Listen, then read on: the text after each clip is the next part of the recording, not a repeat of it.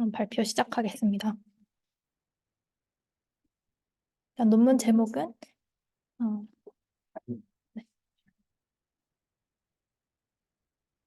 Reliability and Iterator Reliability in Qualitative Research, Norms and Guidelines for CSCW and HCI Practice라는 논문입니다. 일단 이 논문은 CSCW 2019년에 발표된 논문이고요.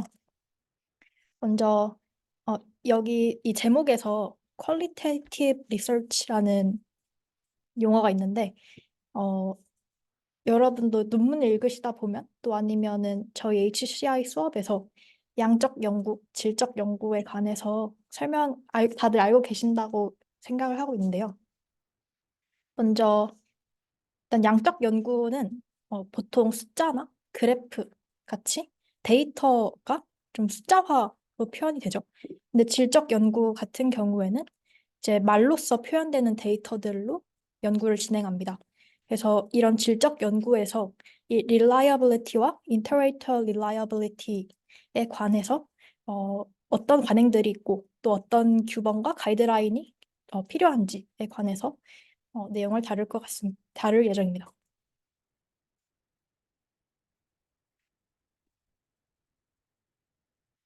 먼저 인트로덕션 부분이고요. 이 IRR과 not to IRR이라는 제목인데요. 어, 먼저 IRR이라는 reliability와 IRR이란 iterator reliability라는 용어가 좀 익숙하지 않으실 거라고 생각이 드는데요. 이 용어들에 대해서 먼저 설명을 좀 드리겠습니다. 일단 이 iterator reliability, IRR이라고도 불리는 이 용어는 두 명 혹은 더 많은 데이터 코더들이 있을 때 이 사람들 간의 그 합의, 어그리먼트를 측정하는 통계적인 수치를 IRR이라고 부릅니다. 혹시 지금 여기 보시는 이 표를 봐보신 적 있을까요? 지금 이 그림이 특히 과학 분야에서 많이 사용되는 용어인데요. valid와 reliable이라는 용어입니다. 뭐 보통 그 사격하시는 분들은 이게 좀 어떤 건지 확실히 더 와닿으실 것 같은데 먼저 reliable 같은 경우에는 이제 데이터들이 얼만큼 일관적으로 측정이 되는가에 관한 거고요. validity 같은 경우에는 이 측정이 얼마나 정확하게 우리가 측정하고자 하는 수치를 표현하는가에 관한 내용입니다. 따라서 이 IRR은 이 코더가 결국에는 이제 코드를 붙이는 사람이기 때문에 리서처 연구자로서도 해석이 되거든요. 그래서 두 명 혹은 더 많은 연구자들이 데이터를 분석할 때 이 연구자들 간의 합의를 통계적으로 표현을 한 것을 IRR이라고 보시면 될 것 같습니다. 그럼 이 IRR이 좀 중요한 이유에 대해서 좀 설명을 드리고자 하는데요. 먼저 퀄리테이티브 리서치에서는 이 질적 연구고 말로써 데이터들이 표현이 되기 때문에 결국에는 연구자들의 주관이 굉장히 중요하고 또 주관이 개입될 수밖에 없습니다. 따라서 지금 이 물잔을 보더라도 누군가는 많이 남았다, 물이라고 표현할 수도 있고 또 어떤 사람은 조금밖에 안 남았는데 라고 해석할 수 있죠. 따라서 이런 합의, 우리는 이 정도면은 보통이라고 하자라는 합의를 통해서 어떤 데이터를 해석할 때 일관성을 유지하는 것은 질적 연구에서 굉장히 중요합니다. 따라서 이런 것들을 좀 더 수치적으로 표현하고 객관적으로 평가를 할 때 우리가 확인할 수 있는 게 IRR이라는 메저먼트인 거죠. 그러나 이 연구에서는 IRR을 어떻게 사용하는지에 대한 가이드라인은 많지만 이 IRR을 언제 그리고 왜 사용해야 되는지에 대한 가이드라인은 좀 적다고 말하고 있습니다. 예를 들어서 코펜스카파 아니면 크리펜로프의 알파 뭐 이런 다양한 측정 방법들이 있는데 이런 방법들에 대한 설명은 많지만 이걸 언제 써야 되고 왜 써야 되는지에 대한 것들은 좀 부족하다는 것이죠. 또한 크로스웰이라는 분에 따르면은 전통적인 이런 질적 연구를 다섯 가지로 분류하셨는데요. 바이오그래피, 또 phenomenology, grounded theory, ethnography, 그리고 ethnography, 그리고 case study 이렇게 다섯 가지로 분류를 하셨는데 또 이러한 다양한 질적 연구 방법들이 있는데 그 방법 중에서 과연 IRR이 다 필요할까라는 의문도 좀 들 수가 있습니다. 네, 이게 일단 인트로덕션이었고요. 이제 related work 부분에 관해서 내용을 소개시켜 드리겠습니다.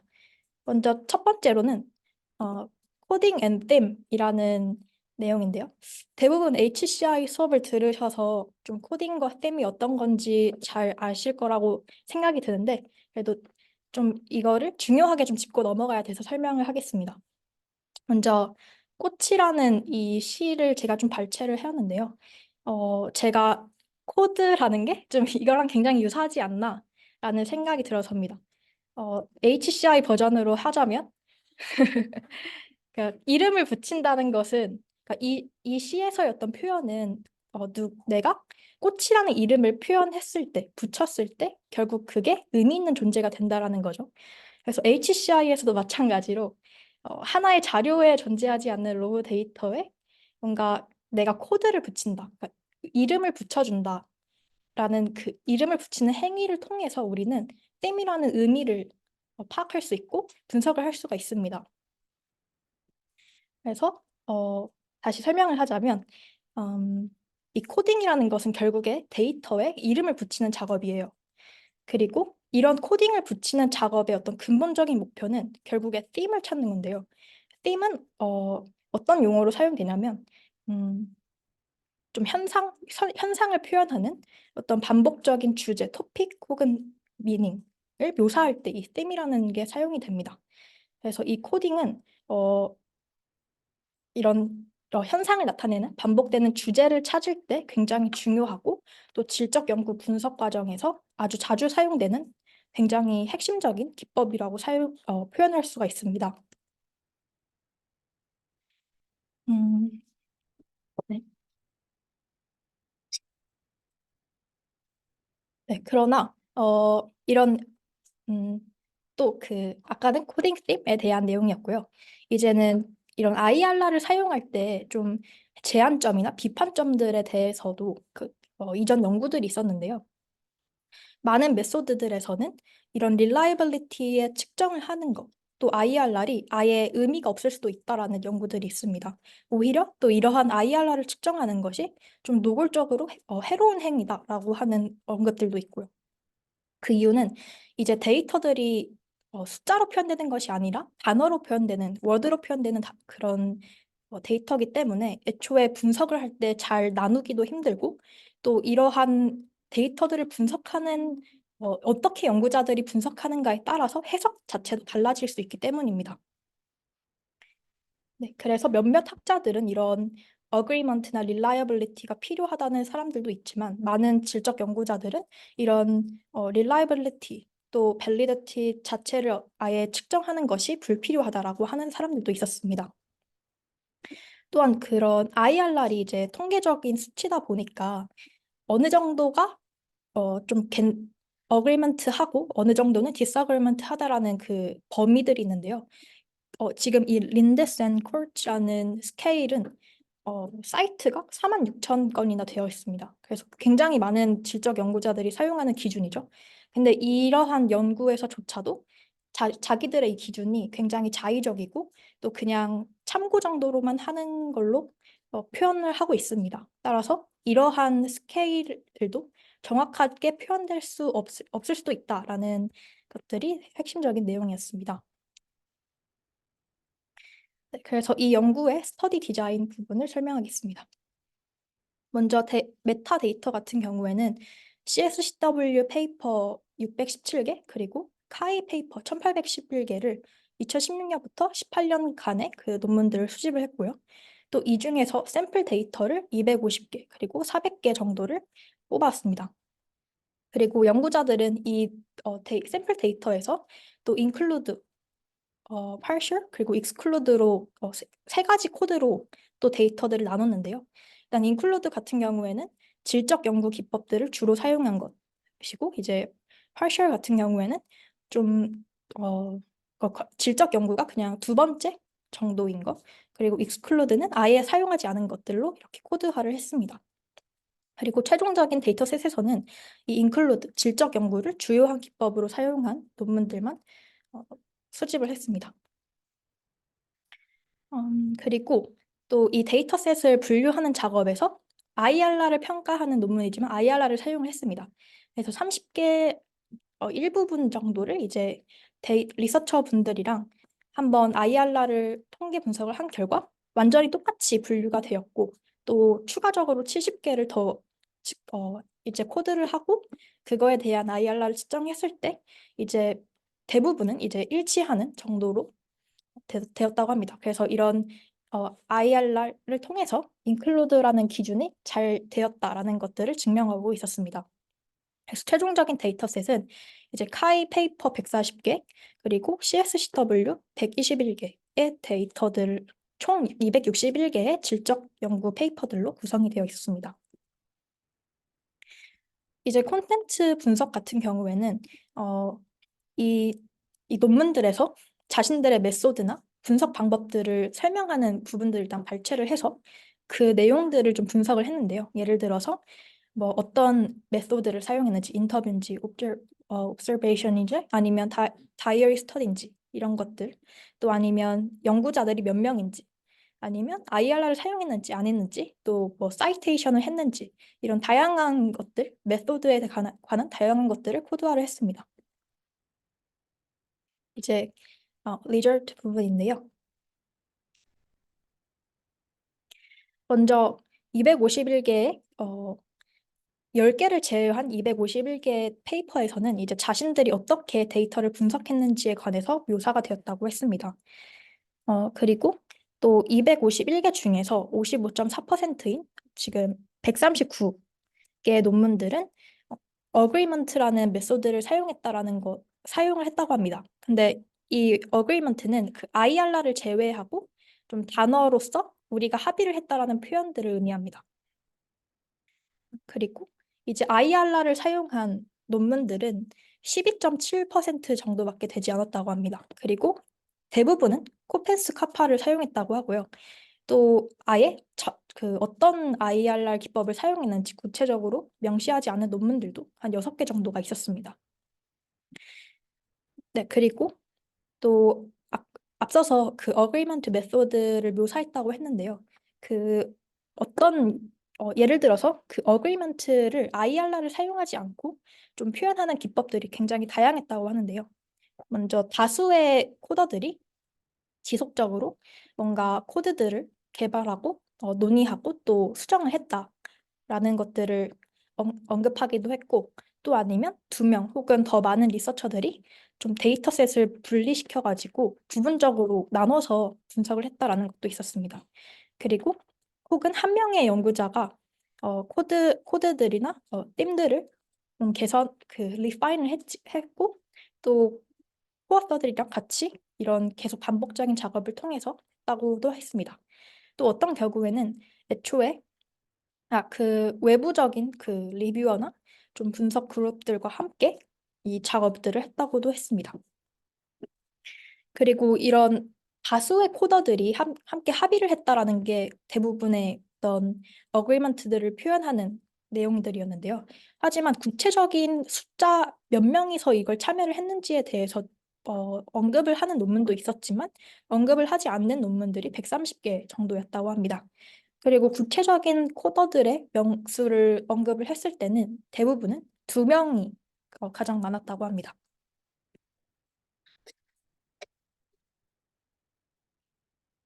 페이지에서 왜 100이 안 되는 거예요? 100이요? 100이 넘는 거예요. 왜 이제 첫 번째 그 어그리먼트 메서드를 묘사한 네. 논문이 네.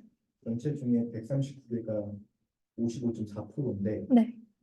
오른쪽에 보면은 카이가 이제 48.5%, 네. CSCW가 63.2% 이런데 음, 합치면은 100이어야 되는 거 아닌가? 그러게요.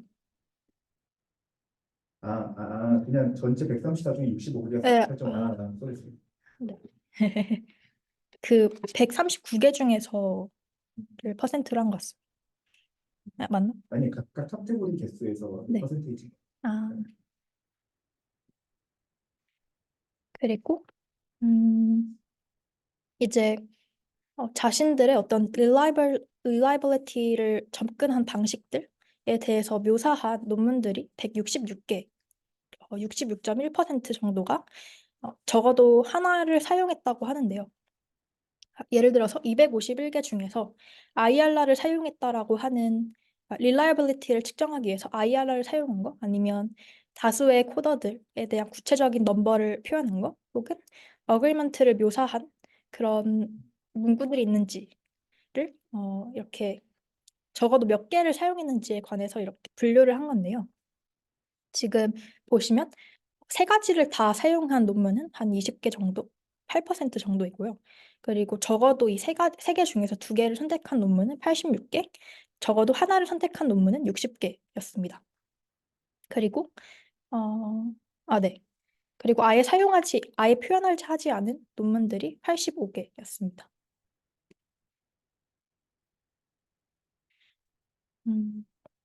그리고 이제 어떤 메소드를 사용했는지에 따라서 어떻게 이 어글먼트, 그 reliability를 표현했는지에 대해서도 표를 제시를 했는데요. 먼저 가장 많은 페이퍼들이 인터뷰 메소드를 사용을 했고요. 그 다음으로 많았던 게 관측하는 그런 기법이었습니다.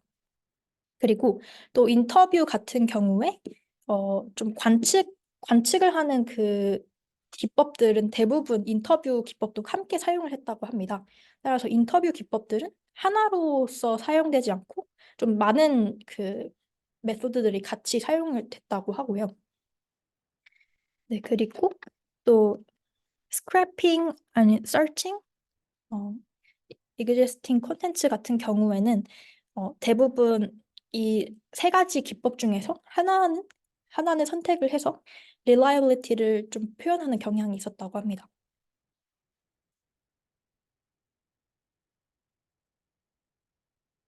네, 그리고 어, 아까 251개는 그 데이터를 분석하는 거를 표현했는지에 관한 페이퍼들이었고요. 또 그중에서 249개의 페이퍼들은 자신들이 사용한 메소드에 대해서 되게 구체적으로 언급을 했다고 합니다. 그리고 그 메소드 중에서 가장 많이 언급을 한 게 Code for Themes라는 용어를 많이 사용을 했다고 하고요. 그리고 그 다음으로 사용을 많이 한 게 iterative, 반복적으로 계속 뭔가를 검토했다라는 말, 그리고 오픈 코딩이라는 말이 좀 많이 사용이 되었다고 합니다. 그리고 좀 흥미로웠던 점들은 어, 음,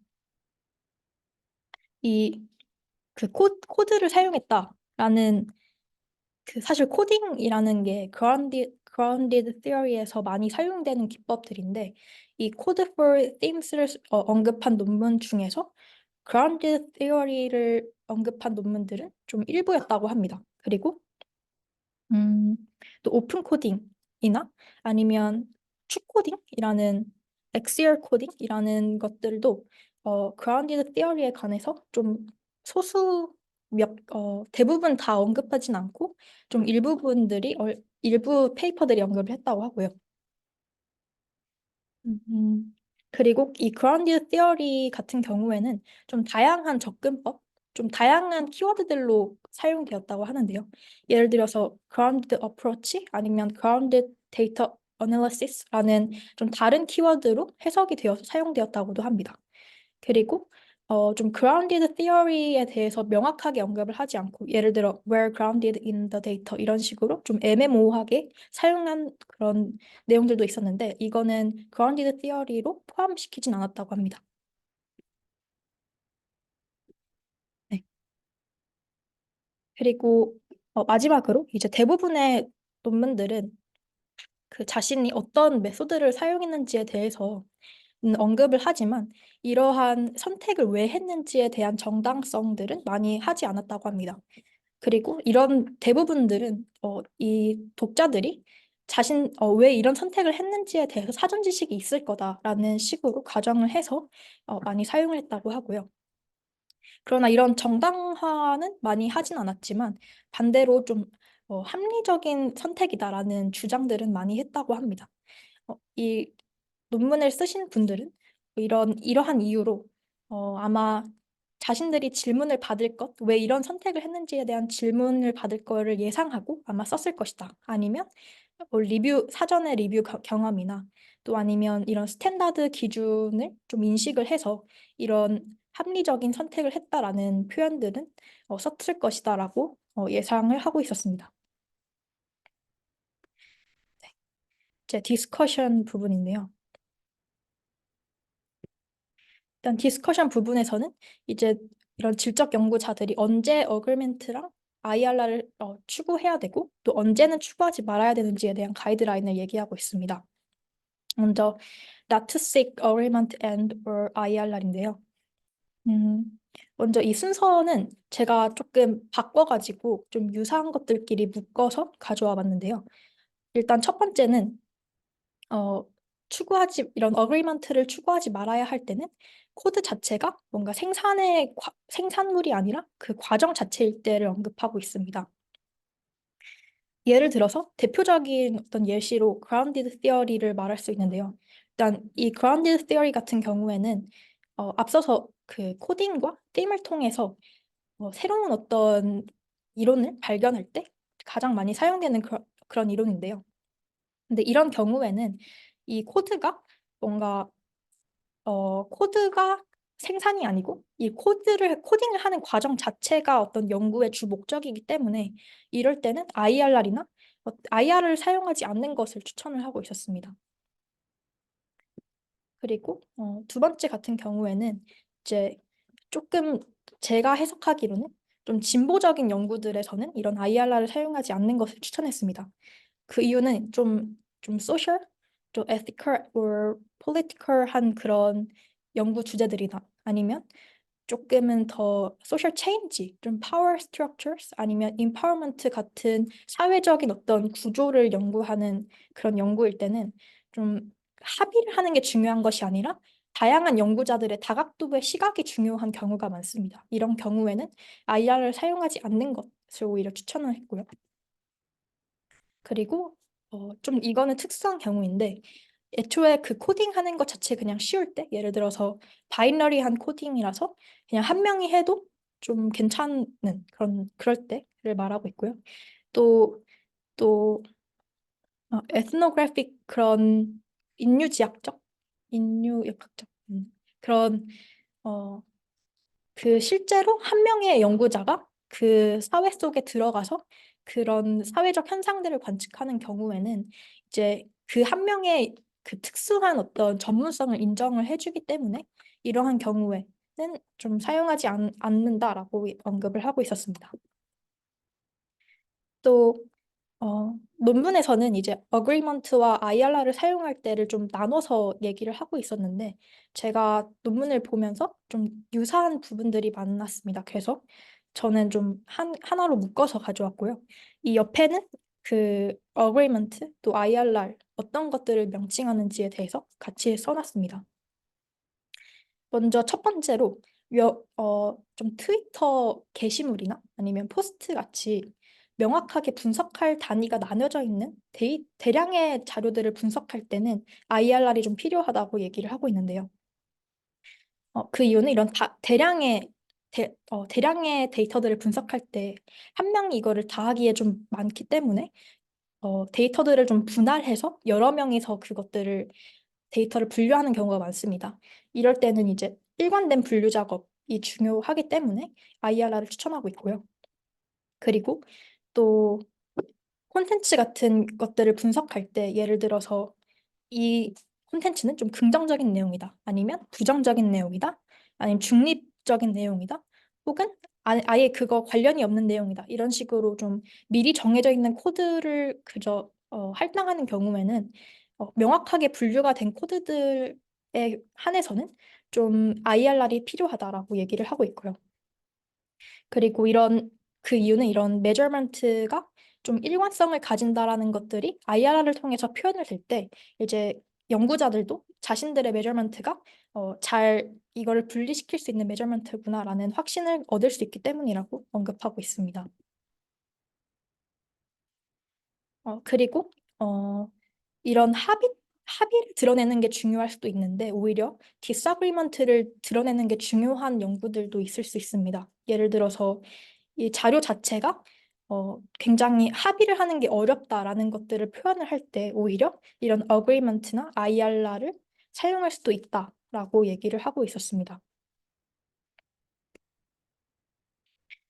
그리고 이제 어, 예를 들어서 어, 이 데이터들에 대해서 어, 뭐 X was three times more common than Y 같은 좀 양적으로 수치화를 시킬 때 이 IRR을 사용할 수 있다라고 말을 하고 있고요. 또, 음, 또, 또 좀 흥미로웠던 부분은 질적 연구이지만 뭔가 질적 연구를 좀 더 확장시키고 싶을 때 좀 IRR이라는 수치가 다른 연구자들이 만약에 확장을 시키거나 더 사용을 할 때 좀 유용한 수치로 사용되지 않을까라고 얘기를 하고 있었습니다. 그리고 마지막으로 뭔가 데이터에 대한 확증 편향을 좀 감소시키고 싶을 때 여러 명의 코더들이 이 함께 합의를 하고 IRR을 사용하는 것이 좀 확증 편향을 줄일 수 있는 데 도움이 된다라고 언급을 하고 있었습니다. 그리고 마지막으로 이제 메소드를 쓸 때에 관해서 좀 고려할 점들을 설명을 하고 있었는데요. 첫 번째 같은 경우에는 음, 이런 메소드들을 좀 구체적으로 언급하지 않는 논문들도 상당히 많았던 거를 발견할 수 있었는데요. 따라서 좀 더 독자들의 이해력을 높이기 위해서 좀 더 메소드 부분을 구체적으로 그리고 왜 이것들을 사용했는지에 대해서 좀 잘 설명을 해줄 필요가 있다라고 얘기를 하고 있고요. 그리고 또 이런 메소드 부분을 쓸 때 좀 이런 연구에서 대부분 패시브 보이스 좀 수동적인 그런 말투로 많이 사용을 했다고 합니다. 예를 들어서 data were combined and analyzed and 그리고 뭐 그런 음, 팀이 뭐 출연했다 이런 식으로 되게 좀 수동태 형식으로 많이 사용을 했다고 하는데요. 연구자들은 이렇게 연구자들이 메소드를 좀 수동태로 사용하는 이유가 자신들의 메소드에 대한 어떤 불안감이나 불안감 때문일 수도 있다라고 얘기를 하고 있고 또 아니면 이런 데이터 자체가 주체성을 갖는 것을 표현하기 위해서이다라고도 설명을 하고 있는데요. 일단 이 논문에서 좀 가이드라인을 주는 거는 불안감이든 아니면 주체성이든 뭔가 연구자가 이거를 선택적으로 사용을 할 수 있어야 된다라고 얘기를 하고 있었습니다. 그리고 마지막으로 또 어떤 연구들에서는 좀 스탠다드한 기준이 있다라는 식으로 논문에서 많이 사용을 했는데요. 그래서 스탠다드라는 기준은 사실 없다라고 얘기를 하고 있습니다. 따라서 어떤 스탠다드 기준이 없기 때문에 이런 어떤 메소드를 사용했는지에 대해서 구체적으로 언급을 하는 것이 중요하다라고 얘기를 하고 있습니다. 네, 여기까지 발표였습니다. 혹시 질문 있으신가요? 지금 그